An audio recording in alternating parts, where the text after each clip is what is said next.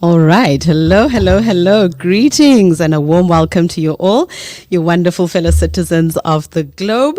It's Friday night and I'm so thrilled to be back in your company once more. Yes, it's that time of the week. Another opportunity for us to embark on a journey of discovery, learning, and of course, celebrating. Thank you for tuning in.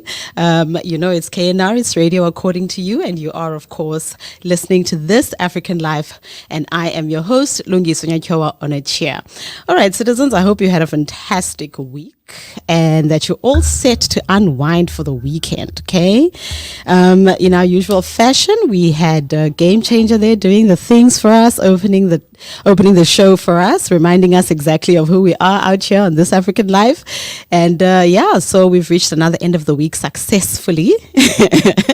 If you're here, you have done it. And I hope that you really did take the time this week to kind of reflect on all your victories, goals that you kind of crushed, if you made plans and you actually met those, that you actually celebrated those victories. I know that sometimes it might seem small, but it's actually very important, and that no victory is too small to celebrate. And of course, to celebrate your own resilience. And if you did have a few stumbles, because it's life, as we know it, this happens. If you stumbled, you get back up, okay? You dust yourself off and you keep it moving. Every day is a new opportunity to start again. And with that said, let us embrace the weekend, because, that's just how we do on This African Life.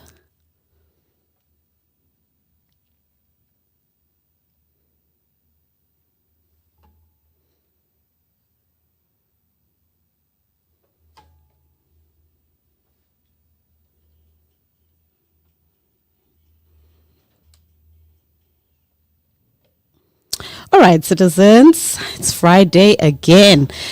So it's Book Friday. As you can see, I'm trying to represent in my supporter shirt, and the World Cup is still happening. It's still going on.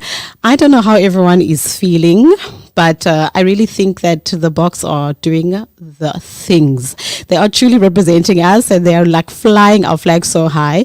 And as usual, every Friday, I like to do my little shout out, and I make special mention of the World Cup and really celebrate Book Friday, because, these guys are doing the things. And this is our little amateur talk. I don't even know if I can call it amateur, because really my rugby knowledge is is so little, but I'm learning. I'm learning and we're all learning together for those who are in the same boat as me. So yeah, like I said, these guys are doing really well.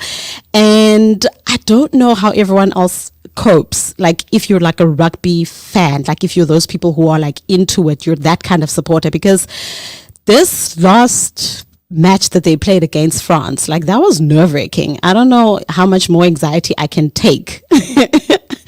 I don't know if I can do it again, but we certainly wish the Boks the best of luck with their upcoming semi-final match against England tomorrow. We're going to be just crossing our fingers, holding our thumbs, saying our prayers, everything, sending all the good vibes. They are an amazing team, and I'm sure they're going to make us proud, regardless of the outcome, because they've come so far already, and they are most definitely like a world-class team. So I'm not even worried, actually. So so we can all enjoy that together and keep the spirit alive of Book Friday. I hope everybody is in their supporters shirt on Fridays. I know it can't happen all the time, but it's so nice to see when you're walking around the malls or you're driving down the street or whatever, and bam, somebody else is wearing a shirt, and then you have like a little moment. It's corny, I know, but what ifs. All right, so coming up tonight, we do have a Today in African History segment, which we haven't had in a while. And then we talk a little bit about World Food Day, which we commemorated on Monday, just a few days ago. And then we look at some issues around hunger and obviously look at some solutions. And talk about that. I would really love to hear your thoughts. I'd love to hear your feelings, your ideas, and your views around some of the solutions that I do want to share with you that are out there. And maybe you have some solutions that you've thought about when the topic of hunger comes to mind, especially where children are concerned. So do kick back and relax as we talk about all things Africa that matter, and will take us one step closer to the kind of Africa that we want to build for the future. Right, citizens, let's do the things.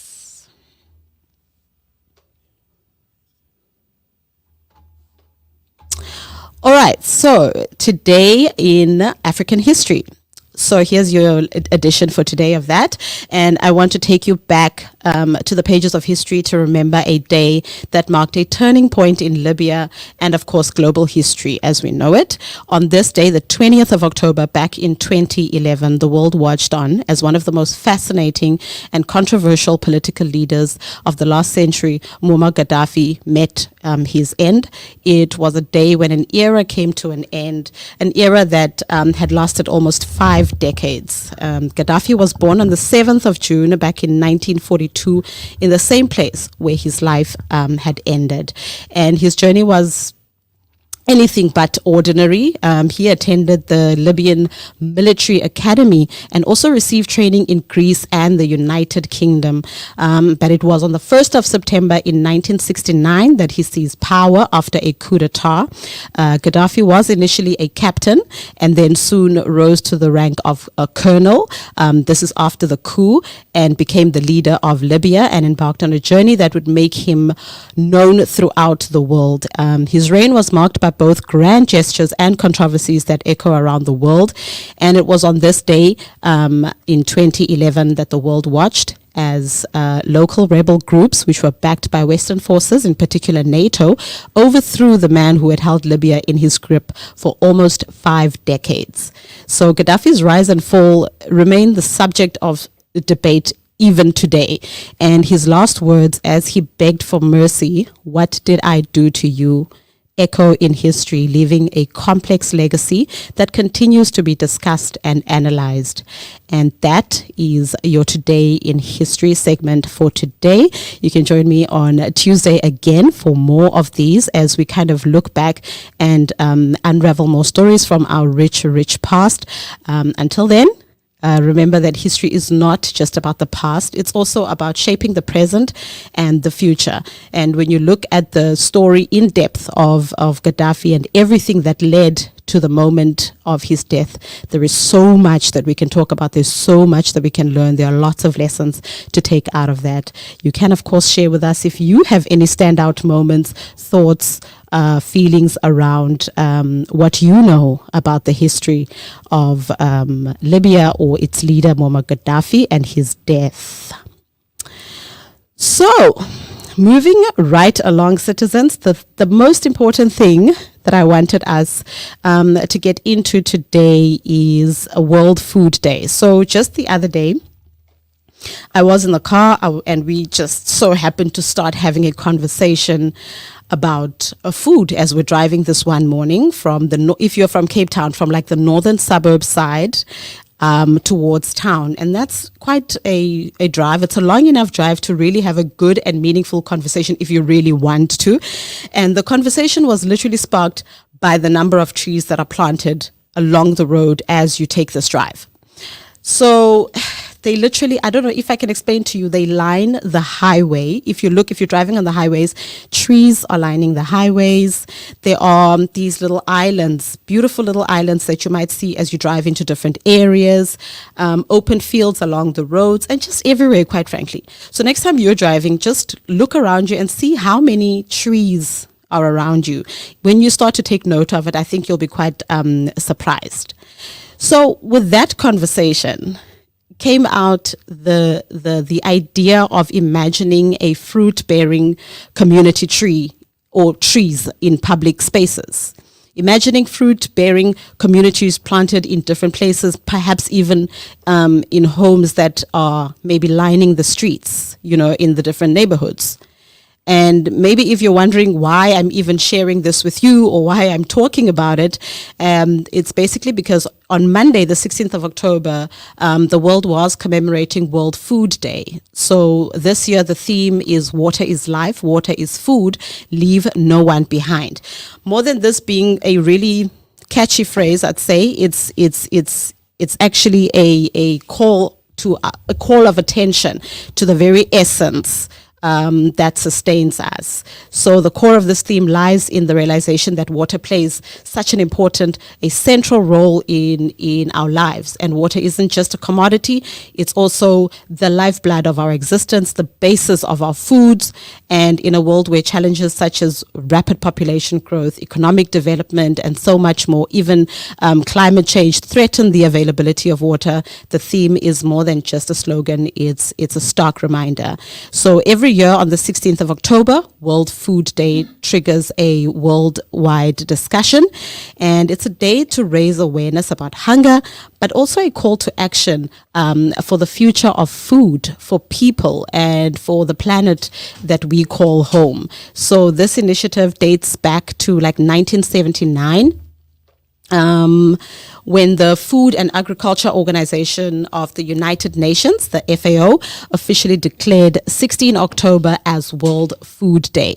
So that's just to give you a brief history about what World Food Day is and how the conversation I was having in the car kind of coincided with this particular day coming on. So obviously for me, not obviously, let me just say that, for me, we shouldn't be celebrating World Food Day when so many people, especially children, go to bed hungry on a daily. And hunger is definitely preventable. We live in a world where there's more than enough food to go around, yet we have millions of people who go without. It's a tragedy that must be confronted because millions of children succumb to malnutrition every year. And I think that it's about time that we gather knowledge and we take some action to ensure that at least no child goes to bed hungry, because that's the biggest thing. We have children who don't deserve this kind of outcome in life.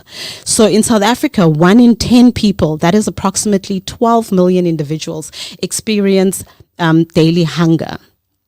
And as I mentioned earlier on, children are affected, with 8 million among those who go to bed hungry being children. So the South African Constitution enshrines the right to access sufficient food and water for all citizens.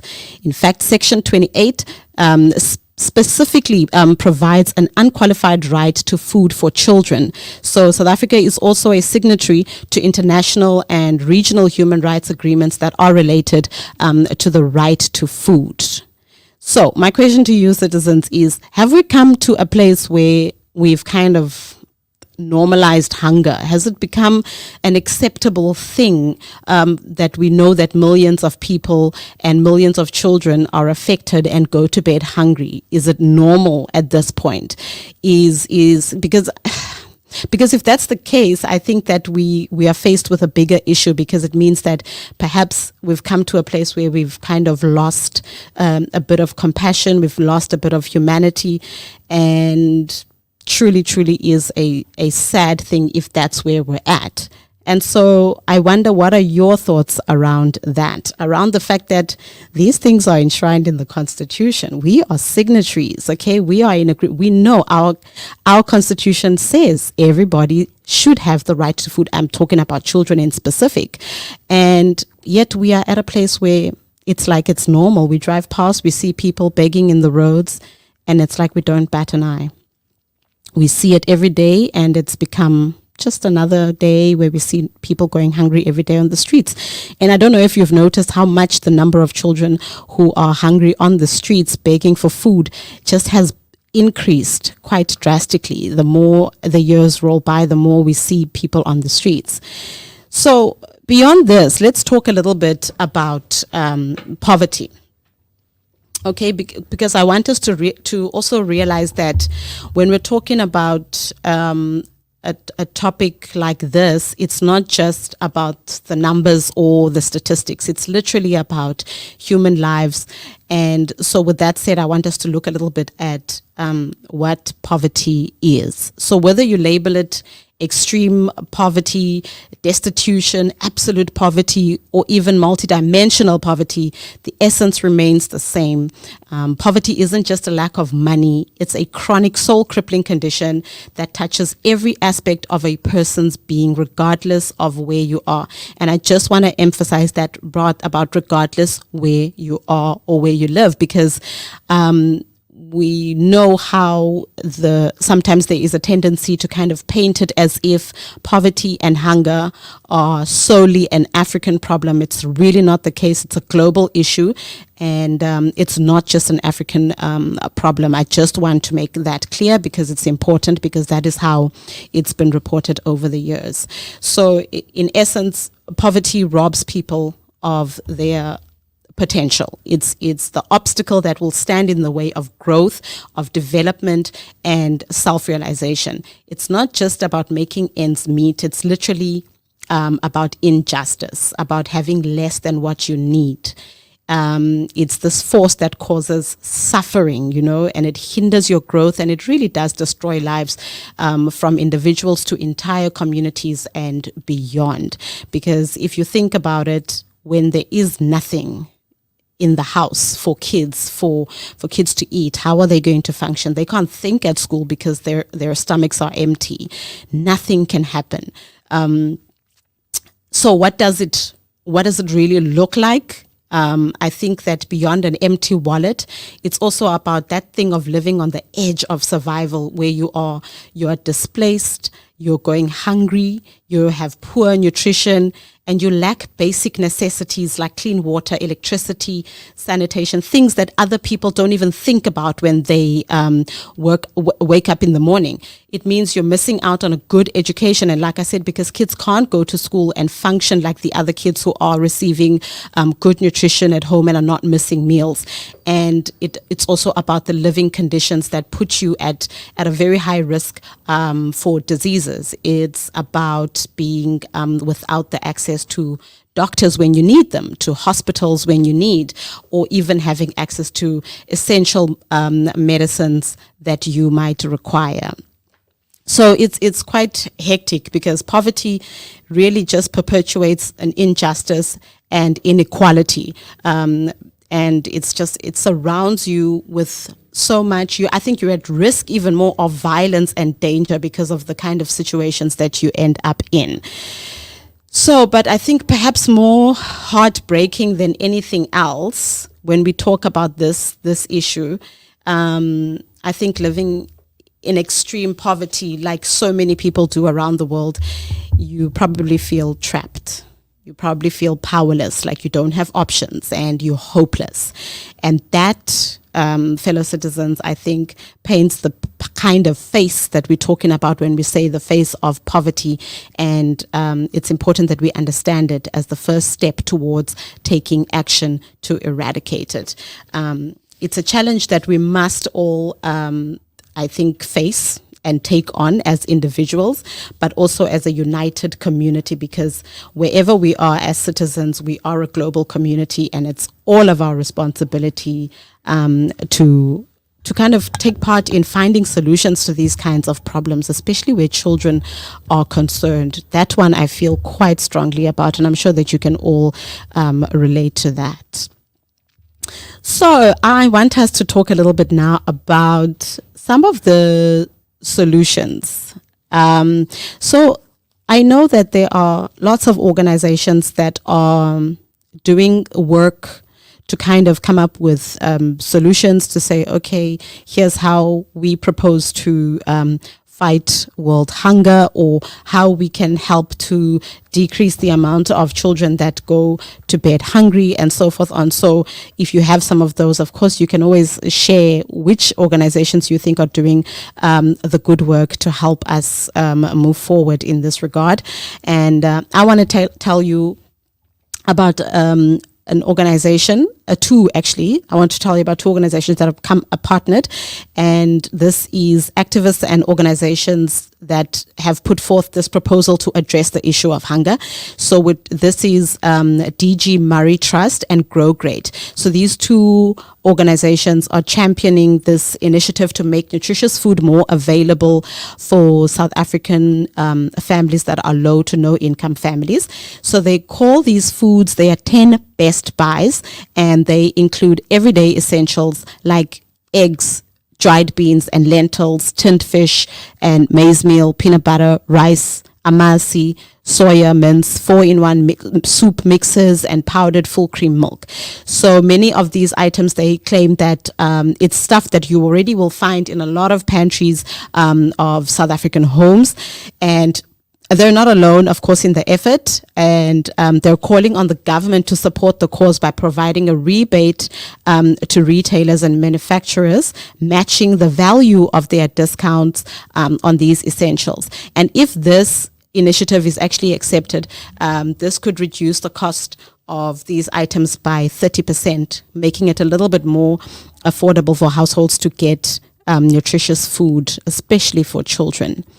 And then, of course, the concept that I was sharing with you earlier on about fruit-bearing community trees right in the beginning. So let me explain a little bit about what these are. So they're exactly like what the name actually says. They are fruit trees that are planted in public spaces and publicly owned and available for everyone to enjoy. So the concept is simple, and it's about planting fruit trees in public spaces. And then you allow people to pick and enjoy from the delicious and actually nutritious fruits that they bear. So these trees, the goal behind them is, one, to reduce hunger, of course, and it's also an accessible food source that is like good food. And it's also about improving our environment. And because I think that it will also actually build the community. I think that could be a good thing. It would build a community because they will foster this sense of togetherness and can bring people closer, because it's something that we'll be sharing as communities, doing together, maintaining together. And so what do you think of those types of solutions? What kind of solutions would you suggest when it comes to fruit bearing trees that belong to the different communities? Imagine being able to walk into a park as a maybe hungry child, and you're coming out of school and you know that you don't have food, but you're hungry, and there is a tree that produces fruit where you can pick some, eat a little bit of fruit, and be able to have energy to kind of continue with the rest of your day, or at least manage to get to school, that type of thing. What do you think about these types of solutions? What types of solutions have you discussed amongst yourselves when it comes to talking about the issue of hunger, talking about the issue of food and access to nutritious food, especially for children? Another thing that I think is very important as a solution to talk about within our homes and amongst each other, wherever, like in our circles, is the issue of food wastage, because I think that is something that everybody can relate to, that there are times when food gets thrown out a lot, whether by restaurants, retailers that sell food, and households.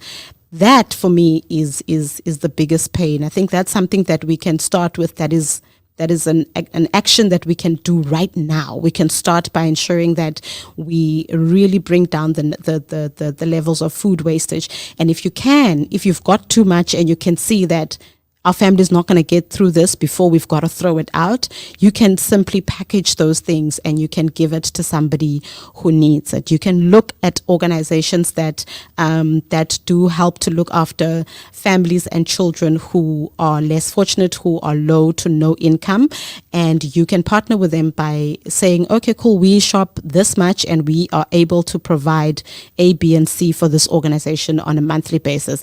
It would help a lot, because really there is no reason for people to go hungry. As I said right in the beginning, there is enough food to feed everybody. But we know that there is more to the issue than just like, oh, people don't have food.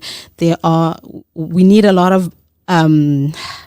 need a lot more from our governments. I think we need a lot more from them when it comes to battling this issue, but it's a difficult one. I don't know.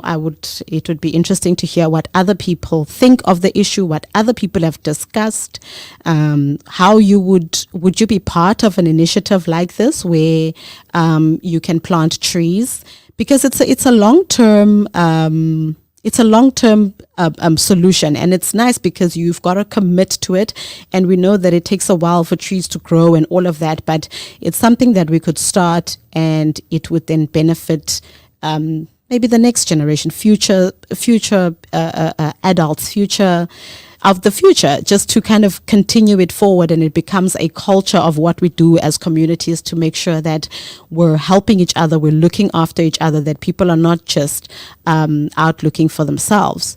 And what do you think about retailers having to bring down their costs, and a government having to come in on that solution as well? What are your thoughts around that? I'd love to hear what you are thinking.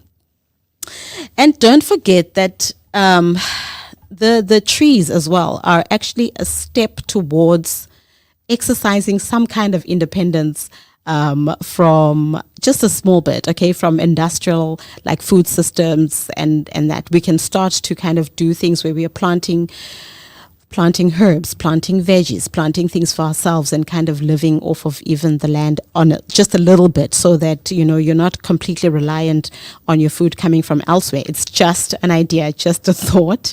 I mean, it's a nice way to kind of take a little bit more control about where your food comes from and how it's grown and what's gone into it. It's a good way, and also a good way to teach your children from a young age about food and where it comes from and how it's grown.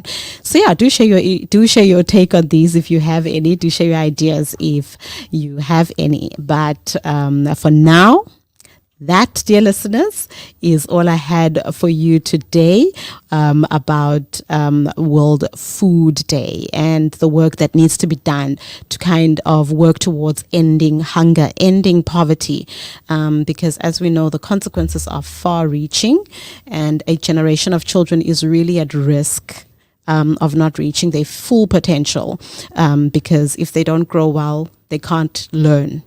Okay, and it's a vicious cycle that needs to be broken. And I think that the time to act is now. I think it would be the biggest sin that we can commit against children, not making sure that there is sufficient food for them, that they've got a future, that they can learn. And I hope that at least one of the things that I've shared here tonight with you will it touch your heart, will inspire you, and maybe encourage you to have a little bit more understanding. Perhaps we need to think differently about what we see on the roads. You know, when you start to see hungry people around you and you feel a little bit annoyed, perhaps tonight's conversation might have you thinking slightly differently about what you see, and give you a little bit more understanding and a bit more compassion to remember your humanity and your own responsibility towards your community. As a people on the continent, that is what we are about. And as usual, I invite you to reflect on the things that we've spoken about here tonight. Never, ever stop having these conversations. Don't stop asking questions to whoever, people in positions that where they have answers, where they should have answers, and never stop seeking to understand. So with that said, lovely citizens, I want to remind you to please remember to look after each other, love one another, and remember to always, always, always celebrate yourselves. So I will be back here on Tuesday. Yeah, today's Friday. So I'll be back here on Tuesday between 6 and 7. And let's continue to have more conversations. Let's continue to learn together. Let us continue to celebrate together. And with that, it's good night from me, Lungiswa Nyatyowa-Onochie. And of course, good night from This African Life. Until Tuesday, good night, citizens.